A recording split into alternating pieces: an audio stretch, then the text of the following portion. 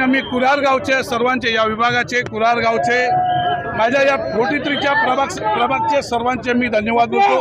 हा विजय त्यांचा आहे, त्यांनी केलेलं माझं सगळं खूप मेहनत केलेली आहे। एका धनशक्तीला या ठिकाणी पाडलेलं आहे। कुरार गावामध्ये धनशक्तीला वाव नाही हा मेसेज या ठिकाणावरून गेलेला आहे। अतिशय चांगली लढाई या ठिकाणी लोकांनी दिलेली आहे। ही लोक सर्वजण कुरार गावातील किंवा या क्षेत्रातील, मी दिंडोशी क्षेत्र बोलेल, अजितरावाने स्वतः आहेत असं समजून या लोकांनी लढाई दिली। मी माझ्या सर्व या विभागातील सर्व लोकांना मानाचा मुजरा करतो, धन्यवाद देतो। मी तुम्हाला प्रत्येकाला मी पर्सनल येऊन भेटणार, तर हा विजय तुमचा आहे एका धनशक्तीच्या